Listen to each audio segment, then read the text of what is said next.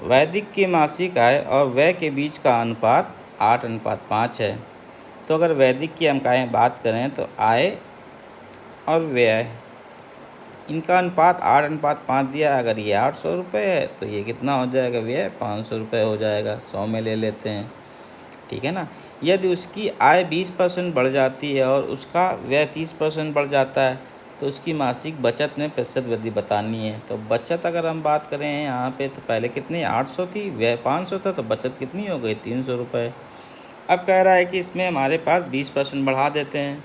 तो जब 20% बढ़ा देंगे तो 800 का 20% कर देंगे तो हमारे पास कितना हो जाएगा 160, यानी कि 960 हो गया। कैसे निकाल देंगे, 800 गुणे 120/100, 120%। इस तरीके से कर सकते हैं, ठीक है ना। अब 20 छक्का 120, 20 2500, इस तरीके से भी।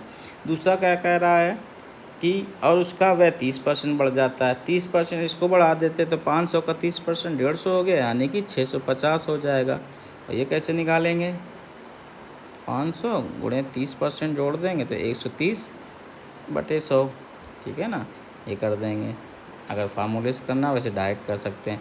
तो यहाँ पे बचत कितनी हो जाएगी, 960 में से 650 घटा देते हैं तो बचत कितनी हो गई 310। अब आपसे पूछा क्या गया है, बचत में उसकी मासिक बचत में प्रतिशत वृद्धि। तो प्रतिशत वृद्धि कितनी हो गई, 10 की वृद्धि हो गई। यहाँ पे वृद्धि कितनी हो गई 10 की, और कितने में से 300। तो हमारे पास गुणे 100, तो प्रतिशत वृद्धि हम इस तरीके से निकाल देंगे।